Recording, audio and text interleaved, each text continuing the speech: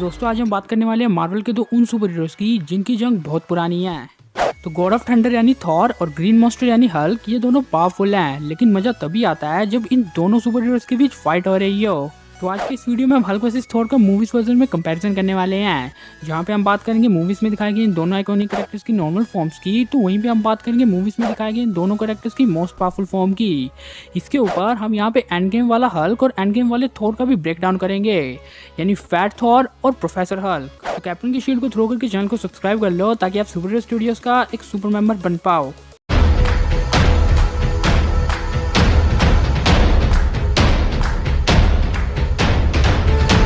तो सबसे पहले बात करते हैं गॉड ऑफ थंडर यानी थॉर की स्ट्रेंथ।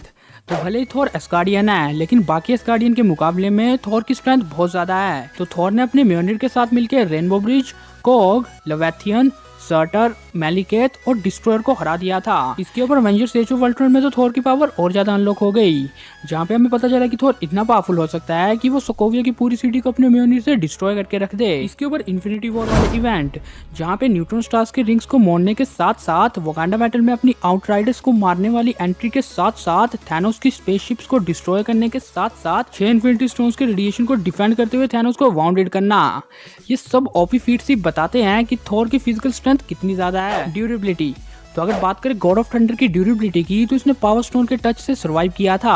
अब ये वही पावर स्टोन है जिसके एक टच से हमने सेलेस्टियल को एक पूरा प्लेनेट डिस्ट्रॉय करते हुए देखा, यानी कि थोर इतना पावरफुल है कि वो पावर स्टोन के टच के बाद भी जिंदा रह सके। इसके बाद थैनोस ने कोलैप्स किया, जिसके बाद हमने थॉर को स्पेस में भी सरवाइव करते हुए देखा। इसके साथ साथ स्टॉर्म ब्रेकर बनते समय थॉर ने न्यूट्रॉन स्टार की पूरी एनर्जी को अपनी बॉडी से पास आउट कराया। अब ये एनर्जी कितनी ज्यादा पावरफुल हो सकती है, लेकिन तब भी अपने थॉर ने इसे सरवाइव कर दिया। हीलिंग फैक्टर, तो थॉर का हीलिंग फैक्टर बाकी असगार्डियन के मुकाबले में बहुत ज्यादा कमाल का है, और ये सब बातें हम मूवीज में ऑलरेडी देख चुके हैं। फिर चाहे हम बात करें हेला के खिलाफ एक ही थंडर स्ट्राइक से अपने आप को हील करने की, या हम बात करें पावर स्टोन के टच के बाद अपनी बॉडी को रिकवर करने की, या हम बात करें अपनी अधमरी सी बॉडी को सिर्फ स्टॉर्म ब्रेकर से हील करने की। स्पीड, तो थॉर अपने म्योनिर की मदद से बहुत तेज फ्लाई कर सकता है, और ये बात हमने देखी थॉर रैग्नारॉक में। अब जब थॉर रैग्नारॉक में सर्टर का ड्रैगन थॉर के पीछे था, तो थॉर ने अपने म्योनिर की मदद से ही उसे बहुत इजीली एस्केप कर लिया। और अब तो थॉर के पास स्टॉर्म ब्रेकर भी है, जिसकी मदद से वो बहुत तेज फ्लाई करने के साथ साथ बायफोर्स को भी समन कर सकता है। वेपन्स, तो थॉर के पास म्योनिर और स्टॉर्म ब्रेकर जैसे डेडली वेपन है, और इन दोनों वेपन्स के बारे में मुझे आपको ज्यादा बताने की जरूरत भी नहीं है। स्पेशल एबिलिटीज, तो थॉर की सबसे मेन एंड पावरफुल एबिलिटी है लाइटनिंग मैनिपुलेशन। हालांकि पहले थॉर सिर्फ अपने म्योनिर की मदद से लाइटनिंग को मैनिपुलेट कर सकता था, लेकिन अब वो अपनी बॉडी से भी लाइटनिंग मैनिपुलेट कर सकता है। यानी पहले वो गॉड ऑफ हैमर था, लेकिन अब वो प्योर गॉड ऑफ थंडर है। तो अब बारी आती है हल्क की स्ट्रेंथ। तो हल्क ने अपनी स्ट्रेंथ की मदद से चितौरी आर्मी, एक लेविथियन और फेनरिक्स वुल्फ को डिस्ट्रॉय करके रख दिया। अब ये फेनरिक वुल्फ हेला की वुल्फ है, ये कोई छोटी मोटी वुल्फ नहीं जिसे हल्क बहुत इजीली हरा सके। इतनी पावरफुल और खुद गॉडेस ऑफ डेथ का पेट होने की वजह से हल्क ने एक बहुत पावरफुल सुपर विलेन को मारा। इसके ऊपर हल्क ने हल्क बस्टर का हाल भी खराब कर दिया था। हालांकि ब्रूस ने हल्क को रोकने के लिए हल्क बस्टर क्रिएट किया था, लेकिन तब भी वो उसे बहुत मुश्किल से ही रोक पाया। इन सबसे ऊपर हल्क ने एमसीयू का थर्ड स्नैप किया, और थर्ड स्नैप था इसलिए हल्क 3 चीजों के बारे में ही सोच रहा था। अब ये 3 चीजों के बारे में सोच रहा था जो इस स्नैप को और ज्यादा डिफिकल्ट बना देती है, लेकिन तब भी हल्क ने स्नैप को बहुत इजीली कर लिया। हालांकि इसकी आर्म डैमेज हो गई। ड्यूरेबिलिटी, तो हल्क की इंडेस्ट्रक्टिबल ड्यूरेबिलिटी के ऊपर गन, मिसाइल और ग्रेनेड का कोई असर नहीं होता। इसके ऊपर हल्क बस्टर और फेनरिक वुल्फ के खिलाफ भी हल्क की ड्यूरेबिलिटी बहुत अच्छी साबित हुई। वो बात अलग है कि थैनोस ने इसकी बैंड बजा दी। रीजनरेटिव हीलिंग फैक्टर, तो हल्क की बॉडी को हार्म करना नियरली इम्पॉसिबल है, लेकिन अगर किसी तरह से इसकी बॉडी को हार्म किया भी जा सके तो ये अपनी बॉडी को रीजनरेट कर सकता है, यानी कि अपने बॉडी के किसी भी ऑर्गन को फिर से रीग्रो कर सकता है। जंप्स, तो ये बात तुम्हें पता है कि हल्क लॉन्ग जंप्स मार सकता है, लेकिन हमें ये बात नहीं पता थी कि हल्क बहुत ही लॉन्ग जंप्स क्रिएट कर सकता है। लाइक जो जंप उसने थॉर के खिलाफ मारा, और जिस जंप की मदद से वेलकरी और थॉर को उसने एस्गार्ड की शिप में पहुंचाया, ये दोनों जंप बहुत ही ज्यादा लॉन्ग थे। वेपन्स, तो थॉर के म्योनिर और स्टॉर्म ब्रेकर के मुकाबले में हल्क के पास बहुत औसम वेपन है।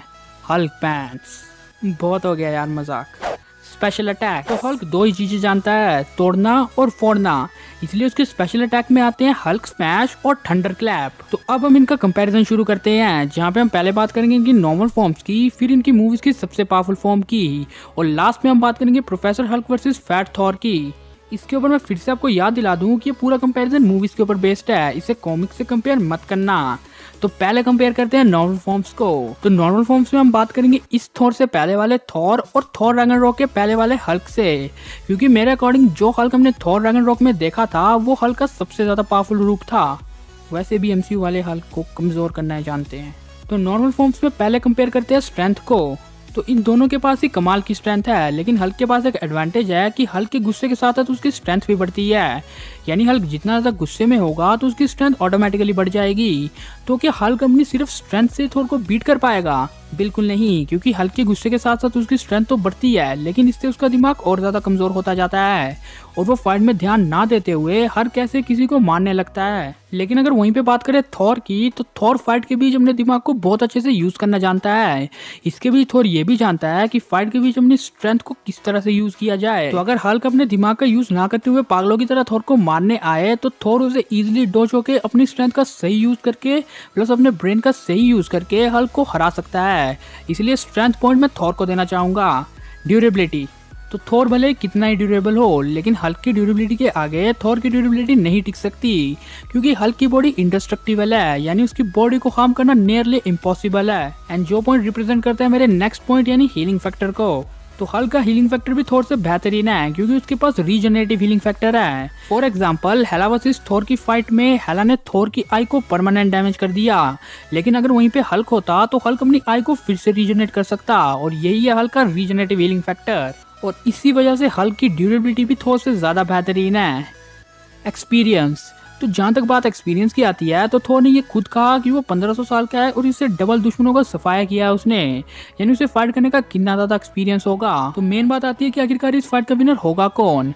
तो थॉर रैग्नारोक मूवी में थॉर की लाइटनिंग हल्क के ऊपर वर्क की थी और हल्क उससे हर्ट भी हुआ। अब यहाँ पे हम थॉर रैग्नारोक वाले थॉर की बात तो नहीं कर रहे हैं, लेकिन मैं आपको जस्ट बता रहा हूँ कि थॉर अपनी लाइटनिंग से हल्क को हर्ट कर सकता है, और थॉर ने इससे ज्यादा लाइटनिंग तो इस पॉइंट में जनरेट की थी जहाँ पे उसने लेविथियन और छोटोरी के कुछ आर्मी को टेक डाउन किया था। लेकिन मैं ये भी नहीं कह रहा कि थॉर अपनी लाइटनिंग का यूज करेगा और हल्क को हरा देगा।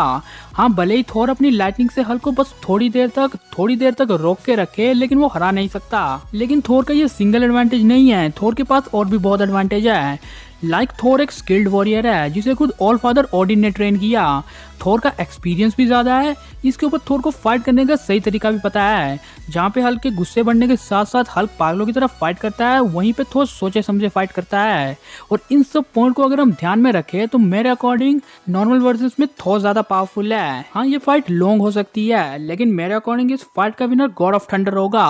लेकिन खैर ये तो बस मेरा ओपिनियन था। आपको क्या लगता है नॉर्मल फॉर्म्स वाले वर्जन का विनर कौन होगा? आप हमें कमेंट में जरूर शेयर करना। तो इसके ऊपर कई हद तक एमसीयू वाले हल्क को कमजोर बना रहे हैं, और एक ये भी रीजन है कि हल्क इस फाइट में पीछे रहा। Infinity war Thor versus Ragnarok Hulk, तो मेरे अकॉर्डिंग हल्क का ये वाला वर्जन ही हल्क का अभी तक का मूवीज का सबसे पावरफुल वर्जन है। लेकिन हमने इन दोनों की फाइट देखी थी जहाँ पे थॉर के एक पंच के आगे हल्क नहीं टिक पाया, और इस टाइम पे तो थॉर अपनी पावर्स को ढंग से यूज भी नहीं कर पा रहा था। At the last scene Thor ने अपनी पावर को पूरी तरह अनलॉक कर दिया, और इन्फिनिटी वॉर थॉर के पास तो स्टॉर्म ब्रेकर भी है, यानी ये वाला थॉर हल्क को पूरी तरह फाड़ के रख देगा। Professor Hulk versus end game Thor, तो भले ये थोड़ा फैट हो गया हो, डिप्रेशन में हो, लेकिन इन द बैटलफील्ड यही सबसे पावरफुल एवेंजर लग रहा था। तब तक इन तीनों की एंट्री नहीं हुई थी। ये थोड़ा फैट हो गया हो, लेकिन तब भी अपने हैमर का सही यूज करना नहीं भूला था। फाइट में कुछ ऐसे सीन्स भी आए थे जहाँ पे इसने अपने हैमर्स का यूज बहुत अच्छे से किया। इसके ऊपर हमने ये भी देखा कि अपने लाइटनिंग का अभी भी वैसे ही यूज कर सकता है। लेकिन अगर वही बात की जाए प्रोफेसर हल्क की, तो उसकी तो पूरी तरह से बैंड बजी पड़ी है, क्योंकि कॉमिक्स में हल्क के पास हल्क की स्ट्रेंथ थी, इसके साथ साथ ब्रूस का दिमाग भी था। लेकिन मूवी में हमें ऐसा ही लगा कि उसके पास सिर्फ ब्रूस का दिमाग है और हल्क की बॉडी है। बस हल्क की बॉडी है, लेकिन उसकी पावर्स नहीं। और मूवी के किसी भी पॉइंट में हमें ऐसा नहीं लगा कि हल्क अपने दिमाग के साथ साथ अपनी स्ट्रेंथ को भी यूज कर रहा है। इन सब पॉइंट्स को ध्यान में रख के मेरे according end game Thor professor Hulk को हरा देगा। लेकिन प्रोफेसर हल्क बस एक तरीके से जीत सकता है कि वो प्रिपेयर होके आए और थॉर के खिलाफ कुछ ऐसा इन्वेंट करे जिससे थॉर को हर्ट हो, और फिर वो थॉर को हराए और इस फाइट को जीते। यानी कि प्रिपरेशन टाइम ही वो तरीका है जिसकी वजह से प्रोफेसर हल्क थॉर को हरा सके। अदरवाइज इस पूरी फाइट का विनर थॉर होगा। इसके ऊपर मैं एक बार ये फिर से कहूंगा कि ये बस मेरा ओपिनियन था। आपको क्या लगता है इन दोनों कैरेक्टर्स की फाइट का विनर कौन होगा? आप हमें कमेंट में जरूर शेयर करना। और मेन रीजन तो ये है कि एमसीयू वाले हल्क को कमजोर दिखाते जा रहे हैं, जिसकी वजह से थॉर और हल्क का कहीं ना कहीं कंपैरिजन फेयर नहीं होता। और एक ये भी रीजन है कि हल्क इस फाइट में पीछे रह रहा है। मुझे तो उम्मीद है कि एमसीयू के नेक्स्ट पेज में हमें वो वाला हल्क देखने को मिले जो वर्ल्ड को ब्रेक करके रख दे, यानी वर्ल्ड ब्रेकर हल्क। तो ये था कंप्लीट वीडियो जहाँ पे हमने थॉर वर्सेस हल्क की पूरी फाइट का ब्रेकडाउन किया मूवीज के बेसिस में। उम्मीद है आपको वीडियो पसंद आया होगा। वीडियो पसंद आया है तो इसे लाइक और शेयर जरूर कर देना।